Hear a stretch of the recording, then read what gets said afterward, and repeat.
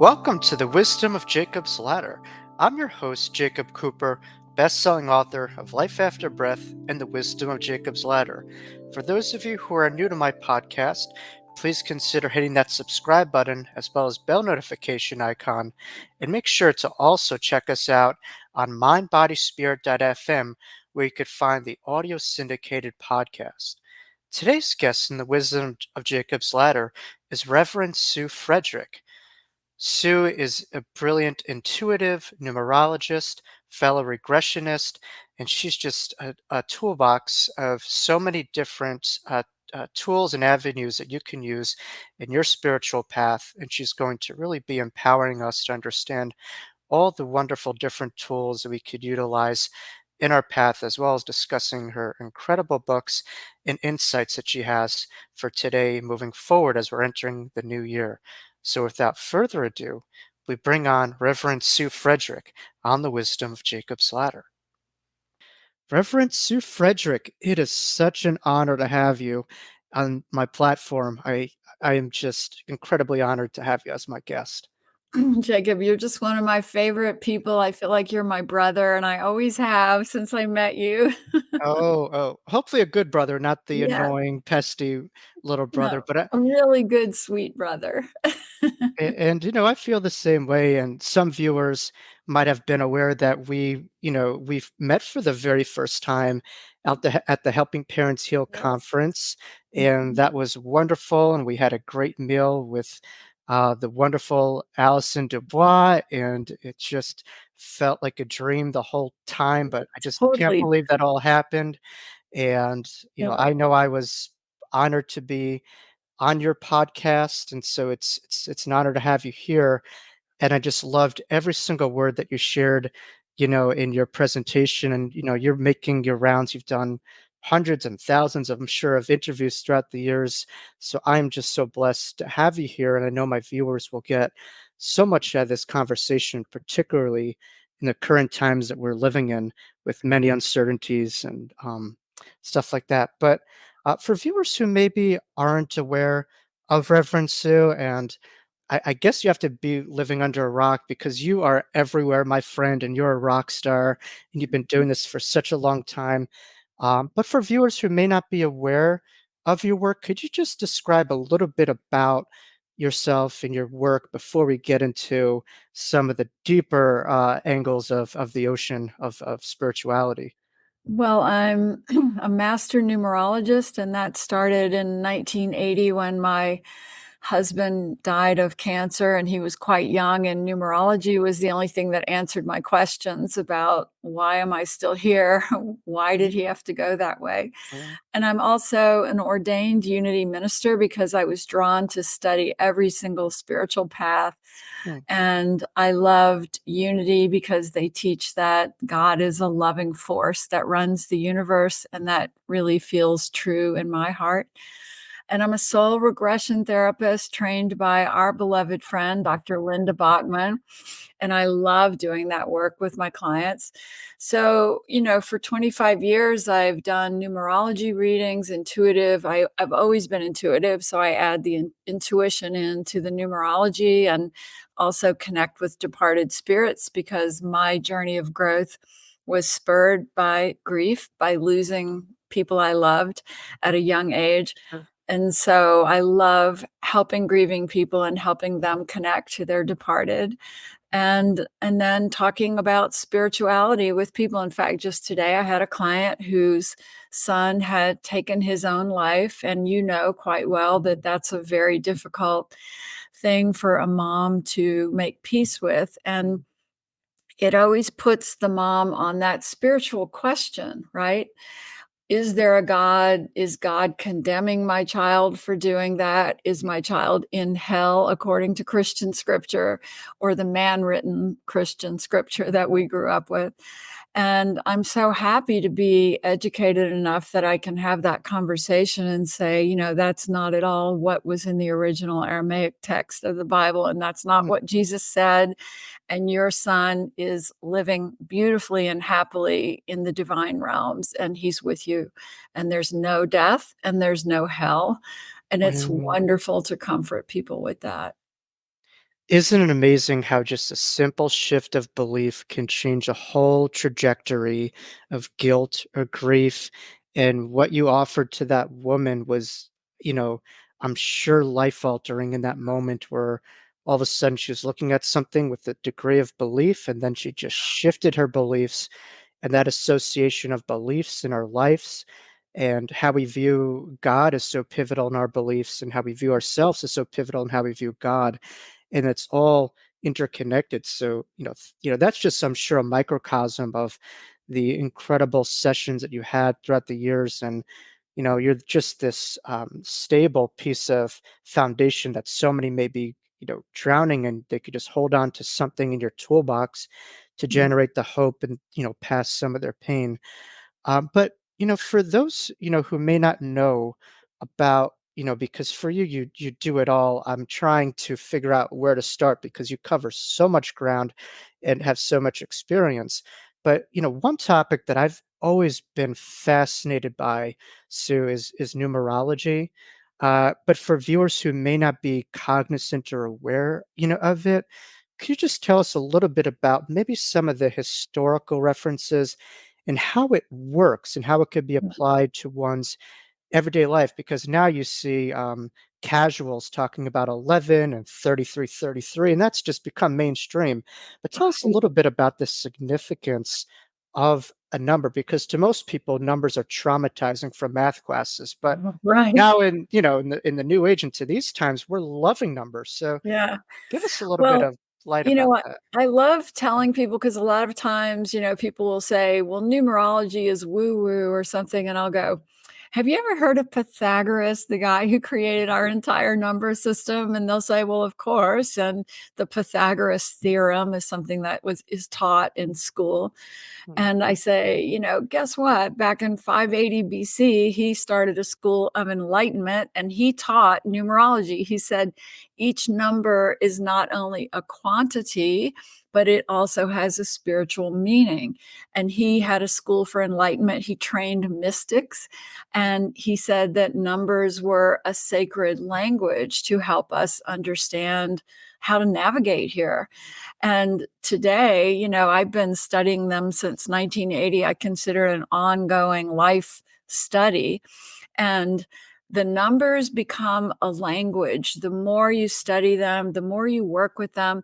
And my numerology, I call it sacred numerology because I'm aware that a lot of, especially modern day numerologists, they will say, oh, that's a bad number, stay away from that number. If your house is that number, you need to change it. And that's not at all how I see it.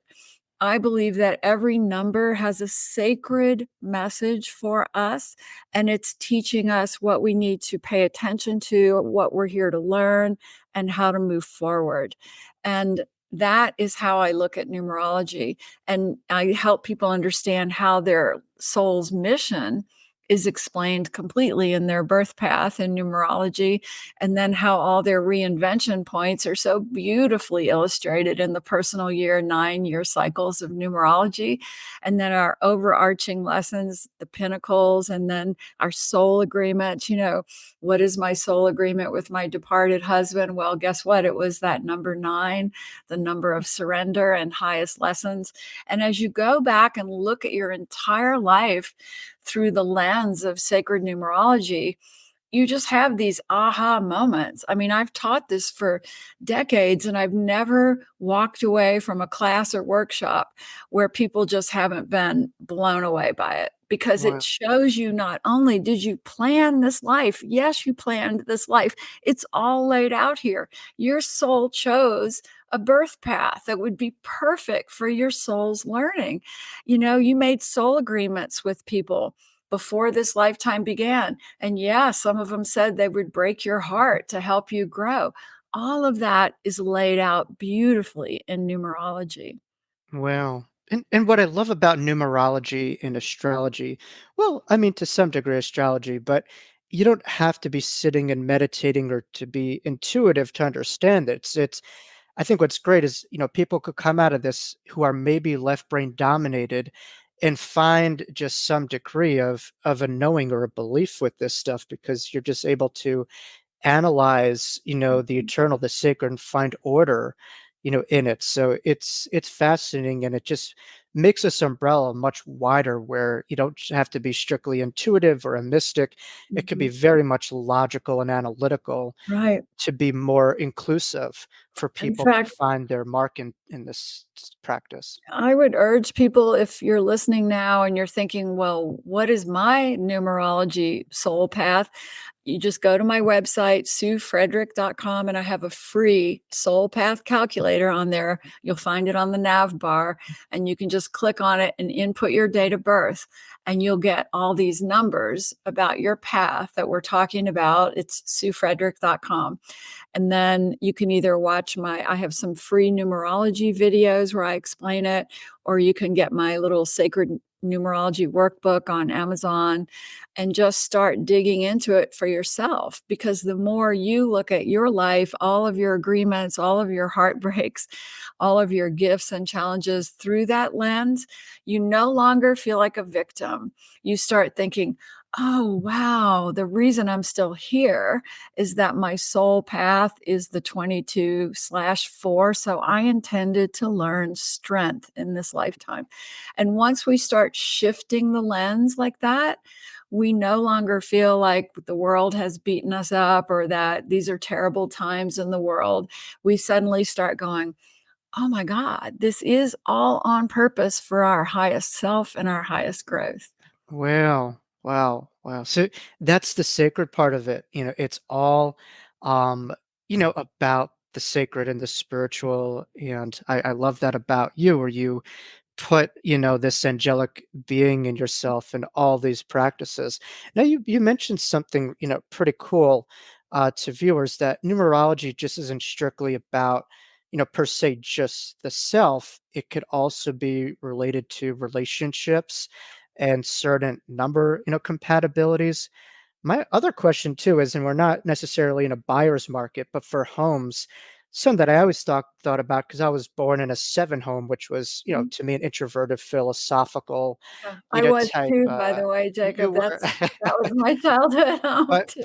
I guess that's my question: is does numerology apply itself Yeah, to homes? Is that a thing yeah. too with addresses? Yeah, I'd Yeah. love to talk about that because, I've known about this since 1980. So of course I went back and did the address of every place I'd ever lived. And then I've bought several homes since then and moved into homes. So I've always been doing the numbers. But here's something I want to share. Don't ever think, oh, this is a number 8 house or whatever, so I shouldn't move there. If that house feels right to you and speaks to your intuition and your heart, Mhm. then it is meant to be your home. And guess what? That number 8 means you're going to have to learn your own lesson of using your power for good in the world. That's the lesson and the gift of this house. So I've had clients say, oh, I wanted to buy this house, but it had the number 6, and I think 6 is not good. And I was like, 6 is going to teach you to love more openly, to care about the people around you. Now, if that process causes us pain, well, that's because we need to learn it. We need to grow. But we should never be saying, oh, that's not a good house for me. So you and I grew up in a 7 house, Jacob, which means from an early on, we found our comfort by looking within, going to the sacred, no matter how we defined that. I mean, I wanted to be a writer from the time I was 7 years old, and that's Wow. very seven. And I was studying yoga in my little bedroom in 1967 in Mobile, Alabama. I mean, where did that come from, right? Wow. But all of that 7 energy of the house was calling me to look within, to ask those spiritual questions. And even though it wasn't this happy, filled with life home, it was exactly what I needed to become who I came here to be. Wow. I love it, and it's very much congruent, with the Old Testament saying that I grew up with, which is the 7th day, a day of shutting everything down, a day of reflection, a day of rest, which to me is so ahead of its time because that's exactly what we need in our, fast-paced world is just, Mhm. in our technological world. So it's just so innovative and ahead of its time. Yeah, but then again, you're talking about, the word or channeled of God. So, Right, it right. knows sees things, without limitations. So that's, I guess, is a part of the numerology of divine lens. But I also think of the book of Deuteronomy. I could be wrong, but doesn't that mean numbers? I could be totally Oh, yeah. off, but No, no, uh, it's all about numbers in there. Yep. yeah, But I do think there are some very negative messages in the book of Deuteronomy as well, which I'm not clear that I totally align with myself. right. Well, I had Mark Ireland on, a couple months ago, and he told me, I think he was mentioning his father, Richard Ireland, Yeah. the world-renowned medium who did, Mhm. was one of the groundbreaking mediums with mediumship and intuition, and that's certain some major shows. But he said something that I love, and the way that it was worded was great. That there are kernels of truth in nearly any Yeah, faith, and so true, and you just have to absolutely really true. pick what makes Yeah. sense. But certainly, we're recording right now in October. There's a lot going on the next couple of weeks, and the next month or two, we have the ushering of the new year. A lot of people struggle to have hope and faith. Some gravitate to neurosis or uncertainty. And again, a lot of this comes back to the most significant question of our life. Is the universe, as Einstein said, a trusting place, a place that is ambivalent, or a place that is against us? So I trust in the sacredness and the flow of life, but I'm just wondering what perspectives could we take on a numerological basis as we enter this new year? Is it doom and gloom or is there No, hope? it's really important to look at the numbers and the universal numbers of a year, and if you don't believe it, go back and look through history and digit down a certain year in the world and look at what was happening and the energy of that year and the energy of the world, and now you see the repeating patterns, etcetera. But it's fascinating because right now in 2024, we are in what's called an 8 universal year. So what that means is that in 2024, as the election ramps up, everything we are watching is a power play. Hmm, Who's going to have the power? How are they going to use that power? Are they using it for good or for not so good? Those are the questions on the table. That has to do with the wars and happening. It has to do with all the political angst and conflict. 8 is a number of power. Now, what do humans get most wrong and struggle with most? How to use power. So, of course, all of this is coming up in the 8 year so that we can learn from it and choose to use power for good, to make the right choice about it. But then in 2025, we go into a 9 year, a 9 universal year. That is the end of a cycle. And it's asking us to culminate all of our learning, the learning that humanity's been on since the beginning of this 9 year cycle, which is in 2016. If you go back and remember what was happening in 2016, that was the beginning of this 9 year cycle. And honestly, it has been a 9 year cycle of conflict. But I believe it's because it is time now for consciousness to really grasp and grapple with the darkness that has been hidden for so long, bring it to the surface, to the light, and make a decision. Is humanity going to be on the light side of the evolution of consciousness or the dark side? All of that becomes real in 2025 in the culmination year. And then we are complete with the lesson. And then a new cycle starts for humanity in 2026. I'm so excited to see where it goes. I even have good feelings about 2025. It's funny because I did not have good feelings about 2024. I really felt there would be a lot of conflict, and the year is not over yet. And I would say there's been a lot of tension and conflict. But in 2025, that starts with the way I digit it down, it's a 22 and then a 5, and that equals the 9. So the 22 says shifting consciousness and new ideas are swirling around. The 5 says we have to change course and expand our understanding of the universe. And it comes to the culmination for the highest good and the achievement of all mankind for the highest good. So I see the 9-year that's coming as really good. Now, I also see that we are going to have to do whatever happens in November is not the end of the story. Now, I'm not talking about politics because I don't want to go there, but what I'm saying is 11 November is an 11 universal month, 12 December is a 3. So you have these 3 months. And then in January, when you add them to the current year of the 9, so you're getting 1, 2, 1, 2 back to back as we end out 2024 and begin 2025. That's unusual. And what it means is that the election is not really settled until March. Now, Wow. you and I can draw our own conclusions about what that means and how we're going to look at it. But for me, I just say, okay, then we surrender. We send it love. We don't expect things to be clear and easy. We get the seatbelt on and ready to go. But we know that each of our jobs is simply to hold our light as bright as possible and use our power for good and be one of the light carriers, as this image shows, that illuminates the darkness. Yeah. Wow. So no short of drama, but I know you.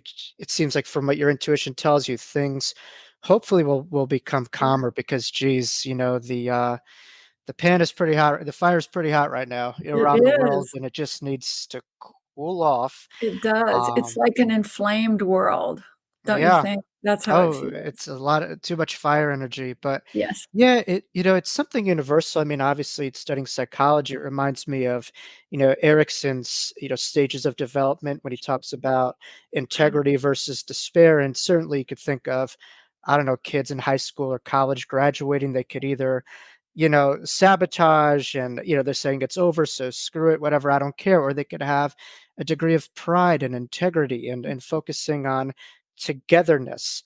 So hopefully, as we're coming to this end of a cycle, we could have that evolved outlook versus sabotage and just But the throwing thing away. is, Jacob, we're all part of what happens by the energy we carry in our heart, by how we look at our fellow humans. Mm, Are we hating on each other? Then we're working on the dark side of power. Are we loving on each other? Are we working for kindness and compassion and helping each other? Then we're working on the right side of power. Each of us have a role to play. There's nobody here who's a victim in this. So those young kids need to understand that they are creating this new world. So what are they carrying in their heart to help create this new world? They are the creators. And so I teach this angelic ministry class, and the whole purpose of that is that I think we're all being asked right now to become angels in our own life, in our own way. And that means to bring light and love to situations of pain and fear. And look at all the earth tragedies that are happening to give us the opportunity to do that.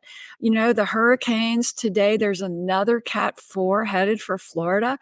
We are being called up to be angel ministers. And even if you can't get there in person, you can send love and light.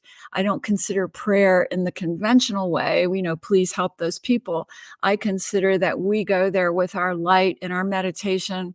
We see those people getting relief and help, and we help it that way unless we're on the ground and able to help it in real time. hmm. Wow, that's fascinating. So, in other words, we are the light, in these dark times. And would you consider, in many ways, this Earth? Yes, obviously, it's a school, but from what you're saying, a training school to embody an angel. So, in other words, we don't go to heaven and then all of a sudden become one.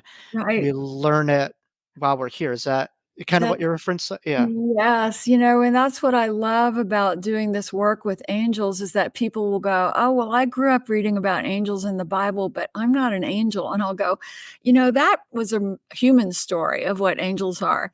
Angels are beings of light who come to earth to help humans.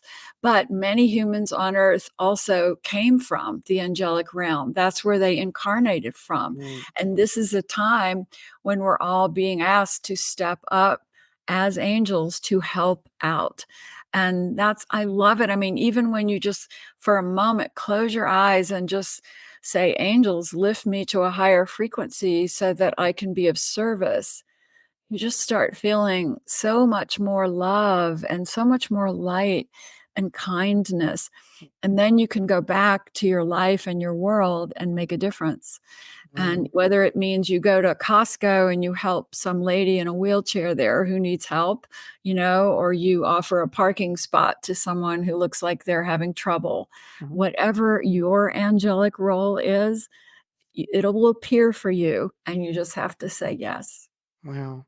And that's so important what you just referenced because within moments of despair, people just feel so powerless, or they feel very disempowered from a young age to when we're taught that, hey, the VIP of wisdom or insight is in the hand of the select few, but not for the many. And so for many, they may feel like on the outside that there is despair, not recognizing that if each person were to take ownership and to be aware of what they carry and how magnificent they are, what a different world would be. And I'm hoping that's where the political realm starts to shift, where it isn't based on the decisions every 4 years and what's going on every 4 years, but rather how we govern our lives and those that we impact. That's the most control that Absolutely. we have. Is that not? Yeah, and it is a shift from giving our power away and saying, I have no control over this situation or my life or my job, Mhm, and instead saying, I'm a powerful divine being. I came here on purpose with a mhm, mission. Nothing can hold me back or stop me or hurt me when I remember that. I am a being of light. And so I will find a career that is meaningful and that makes money. I will find a way and a lifestyle that is meaningful to me.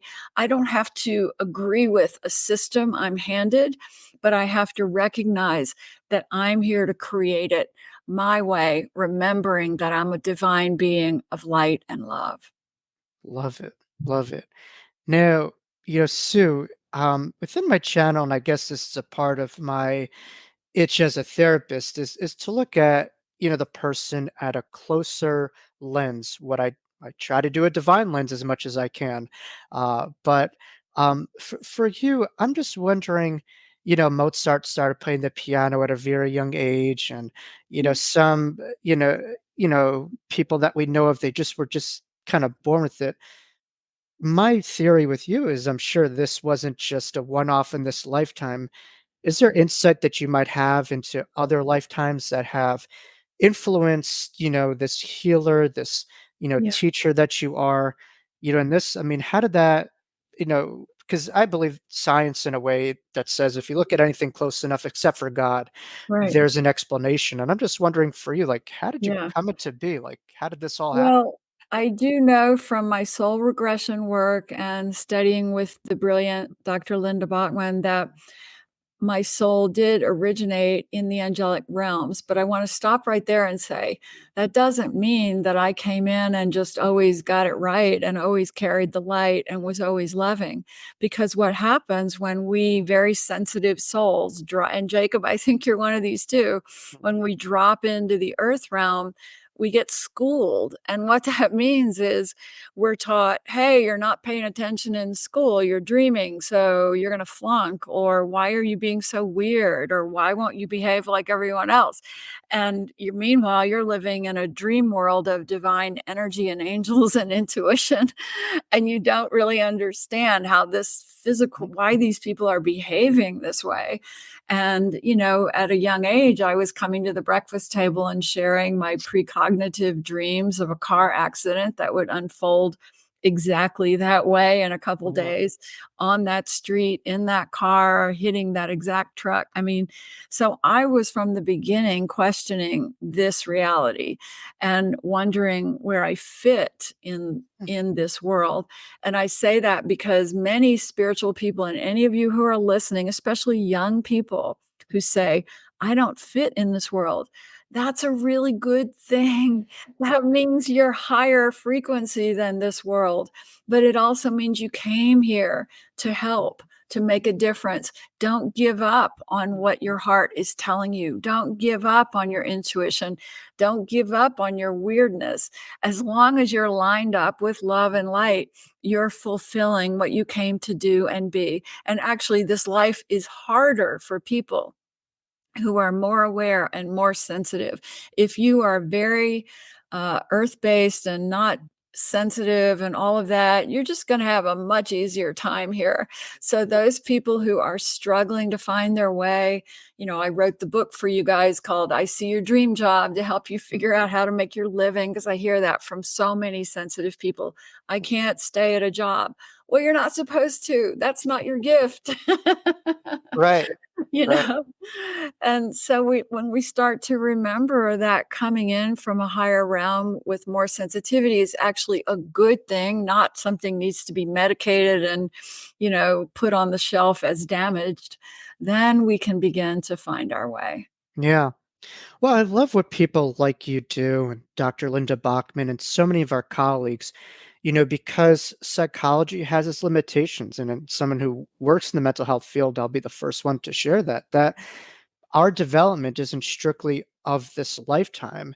And there's a greater reference of awareness and understanding that goes beyond that.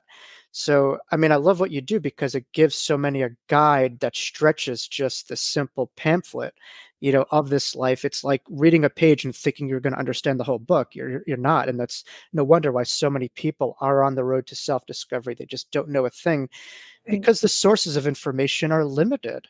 They're coming from a limited vantage point. And what I like about what you do is that you extend just the foundation that people could look at to understand and know the self. That's the most important, I think, journey within, and to feel comfortable in your own skin and to take ownership and to understand if someone's not understanding you or system, doesn't, you don't feel like you fit in a system, that's not an interrogation on you. That's more the limitation of outside. So like you That's said, right. take That's that as a compliment.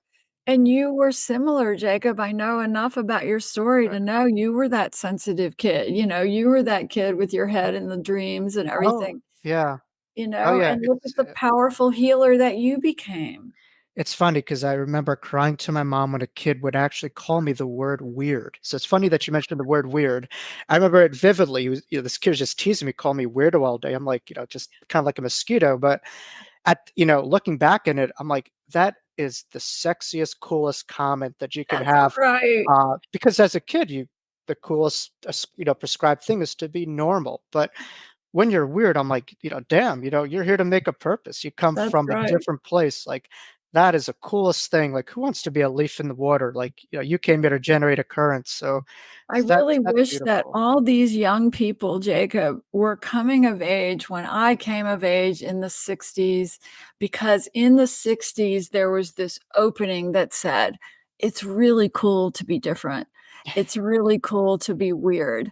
The Right. Beatles, the Yeah. British music that came around. In fact, isn't there a Kink song or something that is about being weird and how cool it is? I mean, that was the music that was suddenly coming across the music waves when I was in high school. And I remember like waking up going, there is a place for me in this world. Yeah. Well, I mean, even the Beatles had resistance. And when they came on Yes, the Ed Sullivan show, yes. I remember my grandmother telling me that all the parents of that generation were just like, "We don't want these punks. We don't like these people." And my grandmother was like the only person in her community. Is like, "What's the big deal? I like them." But when you're doing anything that stretches a norm or it's a little bit innovative, people will other it to make themselves feel more secure. And a lot of people are just lazy when there's things that they just don't understand or know, they'll just push it aside and not taking the time to understand something out of your own box. But yeah, they changed the world, and their songs will be on for hundreds of years. So I love what you share about the angelic realm, numerology. For those who are wanting to develop their intuition, do you have any tips like how to do that? Because a lot of people will say, "Well, I'm not a psychic. I don't have a business, so that is for." Reverend Sue or the great Alison Dubois. Like how do people take Let me ownership of the let me gift of just tell intuition. everybody that every single person on earth has a left brain and a right brain. Mm, So guess what, people? That means that when you learn to quiet your left brain, your logic mind, and meditation is the best way to do that. When you learn to settle that down, you begin to experience the awareness, the knowingness that you are more than your thoughts. You are not your thoughts. That is the great awakening. The moment we embrace that, and the original meditation teachers in our country in the 60s teaching transcendental mm, meditation, that actually helped people quiet their minds and begin to have a different kind of experience. Once we are able to have that, our intuition just starts coming in loud and clear. Now, some people are trained to be way more left brain logic dominant, and so that makes it a little harder. They have to really work on quieting the mind and meditation. And some people tend to be a little more right brain dominant, more artistic, more creative. That was always me. So my intuition was always coming in, mhm, and I had to learn how to develop my left brain so that I could make a living and be here. So each person has their own kind of tendency. But once you know what it is, you can use the tools of meditation. You can use the tools of soul regression therapy to see more about your journey as a being of light and other lifetimes. All of these tools begin to lift us out of the logic mind arena, which is so limited, and the minute we let go of that viewpoint, our intuition is our soul talking to us. And it just flows to us because that's how we're actually supposed to be navigating mm, here. Einstein knew about intuition. All the great, even great musicians, great scientists, they all referenced it in their own way. Mozart always said he was hearing the music and then putting it to the piano. mm. So your intuition is there for everyone. Yeah, we need to do some discipline to quiet the mind, but we can get to it. Well, it's very different than our trajectory growing up when we're told to have, regurgitation over imagination and to just stuff the mind with as much information as possible as if we're like, more is better. But from what you're saying, it's just like kind of like get out of your own way so you could be in tune, with flow, which now flow is becoming a lot more mainstream in mindfulness. And I'm hearing that word a lot more. It's not just the agent of progressive that people see named flow. It's actually Yeah. a concept. Yeah. But I was listening to our colleague Anita Morjani and fellow Mm, NDEer, I and she love was her. she's the best. And uh, I think what people gravitate to a lot about her story is just the crossover, in the medical circumstance and her views from direct experience on how the higher mind influences the body. And that was to a degree of you know, uh, saving change of position, when, she was, terminal and near death. You, my friend, have something quite similar that's still very new and organic, but I was, fortunate enough to hear you speak and just moved by your words and what you experienced.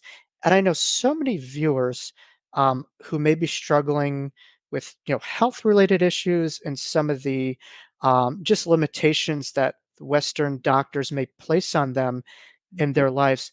Could you tell us, without, and at your own comfort level, No, as to I'm what happy to as share it. as to what you experienced and how that altered your trajectory, Yeah. regarding health, and medicine and Yeah. recovery in a way? Well, one thing I just want to briefly touch on is that you have had NDEs and I've had 3 SDE shared death experiences. So I was already quite familiar with leaving the body and all the blessings that come from that experience and how it is life changing. And often that is the precipitating moment that moves us from left brain emphasis to right brain emphasis. Mhm, And it certainly was for me when Paul died in 1980, and started whispering in my ear and telling me things and showing me an apartment that I would find the next day and rent.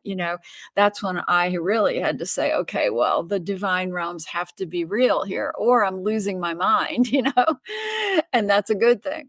So then went to work, and I've always been very healthy. And I even taught and wrote things about healthy living and how to prevent cancer, especially colon cancer, because that's what Paul died from.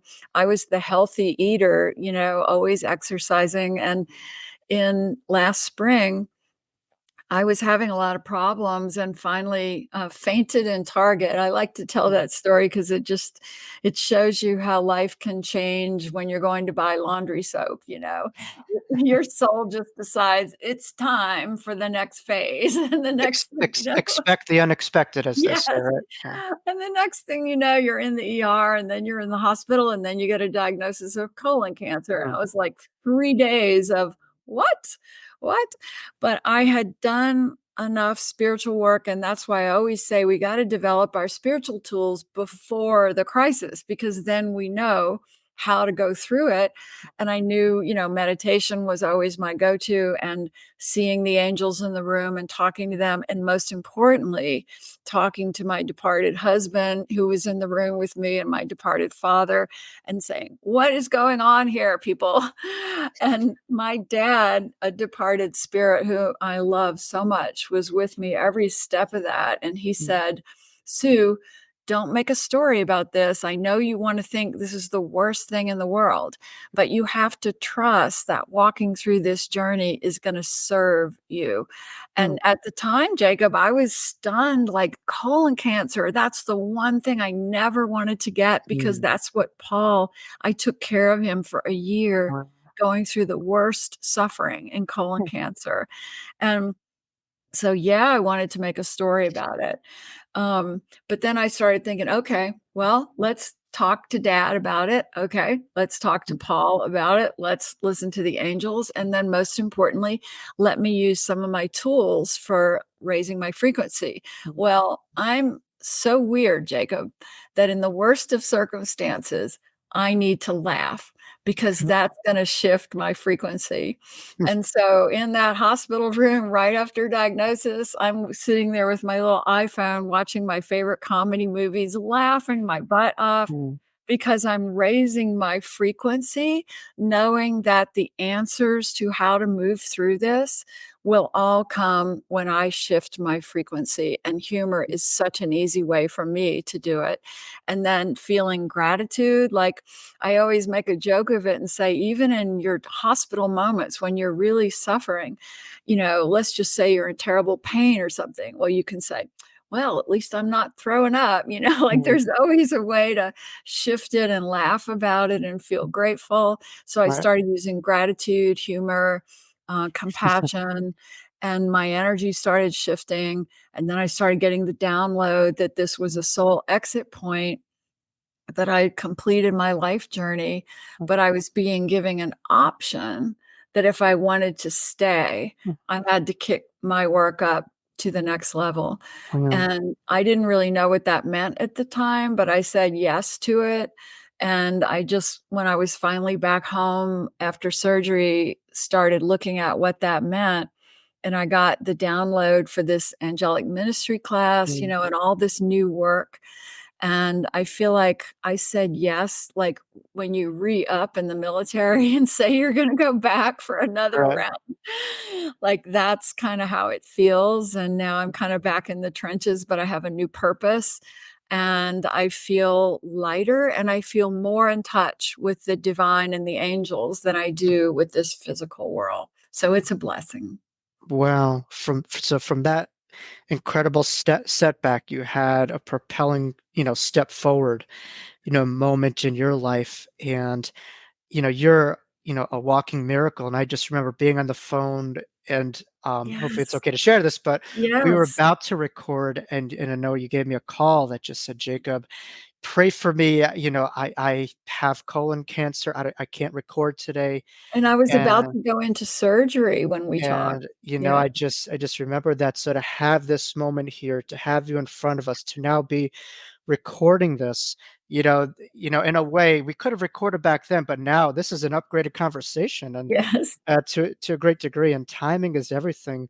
So, Yeah. I mean, to sum up, to someone who may be listening, maybe watching, who's going through something physically challenging, from your, micro experience, Yeah. what are some of the bullet points, or just Yeah. messages that you could share with someone who just may feel some degree of despair, in their physical condition or sentencing, Well, from your journey? the most important thing is that this could have been my final exit point, and I would have been fine with that, and I'm not saying that, I'm so special that I got to have another round, no. What I really feel like is maybe I hadn't learned everything yet, so they said, "You can stay and you can do a little more work," and I went, "Okay, I wanna get it right." But if it's your exit point, if you have been given a terminal diagnosis and you're really facing final days, then it's more important than ever that you use your angelic tools, that you communicate with your angels, your departed spirits, that you feel the comfort of this higher frequency that's already coming to you if you're about to cross. But if it's not your time to cross, if it's just maybe a question mark about if you're going to go or stay, then I really say use those simple little things like humor, gratitude, compassion. Every person who comes in the room to visit you or talk to you, or even a nurse or a doctor, try to find that unconditional love to send to them, even if they've made mistakes. It doesn't matter. You're seeing them soul to soul, because when you give unconditional love to someone, it lifts our frequency. Mm, And anything you can do to lift your frequency in the midst of a diagnosis, an illness, physical problems, mm, it is not only helping you, but it's helping everyone around you. And I've always thought, well, if I'm going to die, I'm going to die, but I'm going to die on my own way. And that's going to be in a higher frequency of humor and gratitude and love, not, in my victim mode, which is what humans tend to go to when we're suffering. wow. And, like you said, when you're applying this, there's so much guilt surrounding maybe a loved one who died alone, but if you're connecting, you Yes. recognize you're never alone, and Oh, yeah. certainly, the works of Dr. Raymond Moody and his studies of terminal lucidity and, Yes. you know, um, all I forget the kind of terms, but yeah, they're No, finding like a lot of people when they're in, palliative care settings and stuff like that are conversing of with course they loved are. ones and they're Yeah. thinking, "Oh, it's the medication, it's the morphine, whatever." No, these are very real and the hands are stretched out and Completely. That's the thing humans are so lost in their left brain minds, because you can be witnessing someone crossing, and Paul certainly did this. He was talking to his Native American spirit healer for the final weeks of his death. He was talking to angels. And of course, we take him to the hospital and they would say, "Oh, we think he's having dementia or something." And I'd say, he just sang a full on Lakota healing song and he doesn't know Lakota. So don't you dare tell me this is right. dementia, Oh, you know? yeah. Yeah, yeah, yeah, yeah. It's amazing how, brainwaves tend to go down, but this Right. awareness comes into play, and so just that whole mind-brain dichotomy where the brain is just a filter of the mind, and that the mind is eternal. So incredible. Now, Sue, you've written how many books have you written? I mean, I can't keep track. It's like If I don't count subject matter and just count all the books, it's 11 books. Some of those 11 books. early ones were about health and preventing cancer. Wow. It's kind of like Louise Hay style, like Heal Your Own Life. You have some of those books and Yeah, yeah, and brilliant I had a book called Brilliant Day, which was all about how to shift your energy no matter what you're facing. And then my 3 most famous books were about finding your true work using numerology, I See Your Dream Job, finding your true relationship using numerology, I See Your Soulmate, and then connecting to your departed, Bridges to Heaven, True Stories of Loved Ones. But my recent ones are Through a Divine Lens, where I'm teaching people to shift into that soul view of their life. So for all the healing that's there for them then. And it also has soul regression stories in it. And then my very fun Sacred Numerology workbook. So they can get all that on Amazon. on Amazon. I love Through the Divine Lens or Through the God Lens, and that's something that I got a lot of out of my biggest teacher, Dr. Wayne Dyer on the other side, fellow Taurian, but he'd always mention the God lens, and Yeah. it's such a different dichotomy of living that way Mhm. because so many people study their lives and trying to intellectualize Right. or understand God, but your work is about the embodiment of the divine. And and that's what seeing we're where all they're going. here to do, Jacob, don't you think? I mean, we're all here to realize, wake up. This is why I love unity. This is why I went to 4 years of ministry school, that we are all here to wake up to the fact that we are part of God. We are Wow, all the God consciousness here. yeah, It's not a separation.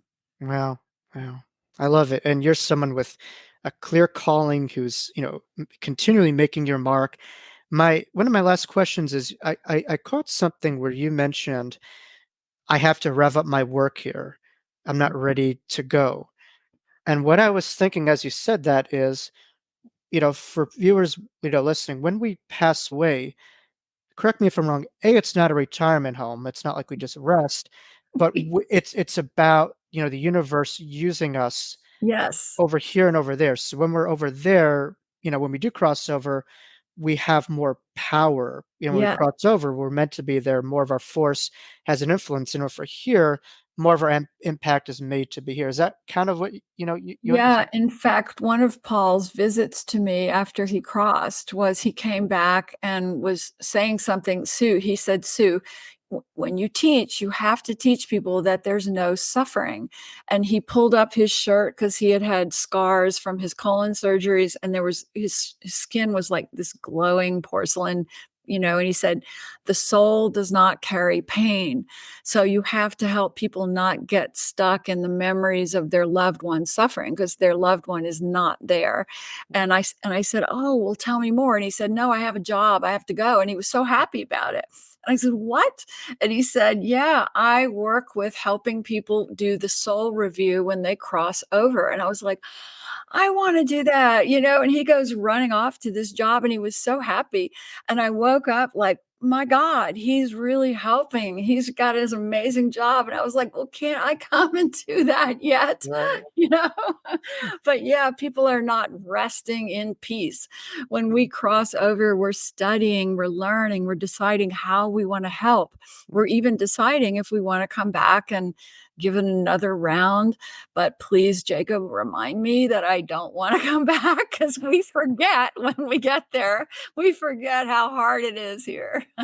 Yeah, it looks a lot easier over there, and then you have to worry about the IRS going through your grades, paying the bills, all these kind of things, and living in recessions, or who knows what, and Yes, uh, but yeah, I mean, I was listening to you on Allison's show, which I loved, and I know you mentioned the number 8. She's just the perfect embodiment she of the high is. side of a life path number 8, just as my mother is also a number 8, but definitely, a power and a force, and someone that we all admire. But I heard you mentioning the term graduation when it comes to death, which was, to me, the most beautiful word, because words carry They such a do. power. And we say death. What does Webster's dictionary say as death is just a complete ending? And I love that you said that. So for viewers, death is not death, it's a graduation from what you're saying, right? And it's funny, because that really became clear to me when I was 29 years old and Paul died, because he was the sweetest, kindest person I'd ever known. And then Chrissy, my best girlfriend, died the next year, and she was the most brilliant, witty, wonderful girlfriend. And then my dad, the most loving person I'd ever known. And I was going, they are graduating because Right. they're awakened. They accomplished what they came to do. We're still here because we're still trying to figure it out. And I remember I said that at a funeral. Gosh, I got to be careful what I say. I think it was my dad's funeral. And somebody was saying, I'm so, so sorry. Your dad was such a good man. And I was like, but all the good ones graduate, and he graduated. The rest of us are here because we don't have it right yet. And she just kind of looked at me like, what? Are you insulting me? And I was like, no, no, no. you know, Wow. so you've got to look at it in a whole different upside down way Mhm. to understand that death is graduation, because you've accomplished what you came to do, and now you're needed elsewhere. Wow. So maybe my Long Island neighbor, well, now he's in Florida, but my tourist brother, Billy Joel, as you said, only the good die young. Maybe he was onto something.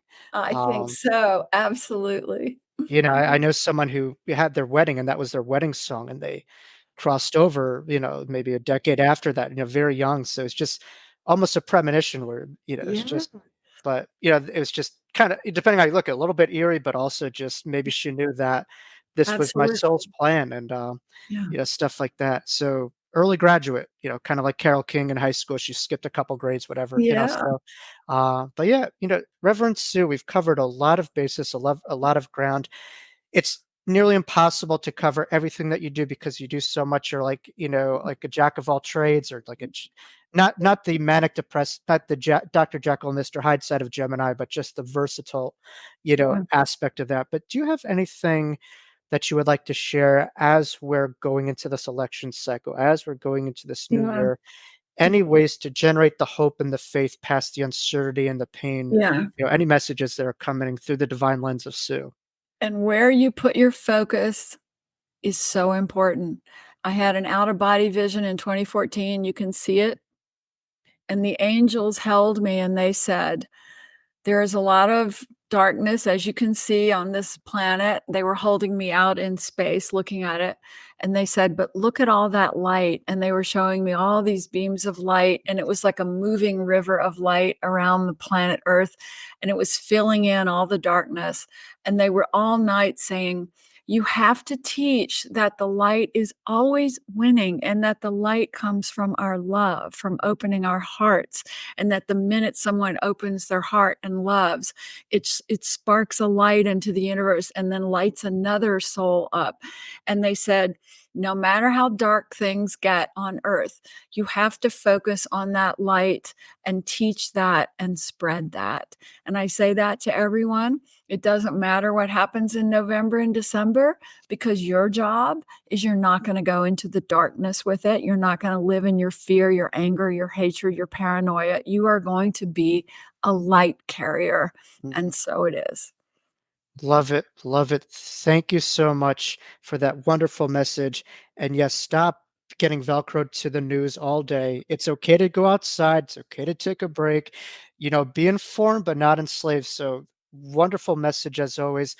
Now, I know, several people that I know of, they speak glowingly about your services on an individual basis, and, they really have come back through tears, when they've mentioned your services. But, if I'm a client and I want to get in touch with you, if I'm interested in a session or a class, what's the best way, to My get in touch website. with you? Your in what's Yeah, your website? SueFrederick.com.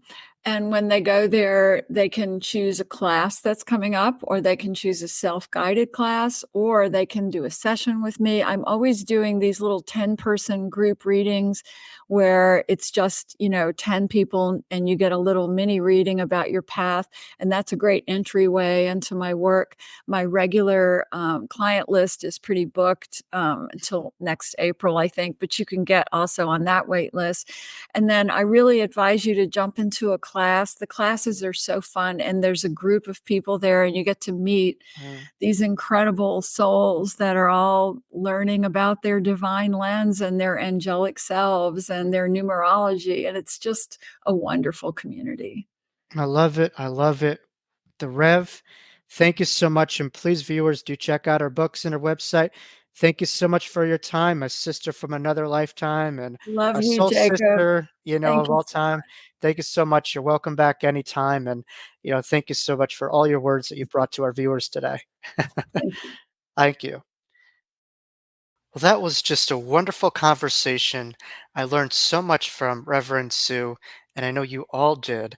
And she offered so much insight and beauty and wisdom on our channel that I know so many of you will be able to hold on to as we head into this upcoming new year with new perspective and new tools that you could reference from our conversation. So, thank you all for tuning in to a wonderful conversation. Make sure you check us out next time here on the Wisdom of Jacob's Ladder. We hope to see you soon. Let's continue ascending and climbing, and thank you for joining us here on our podcast.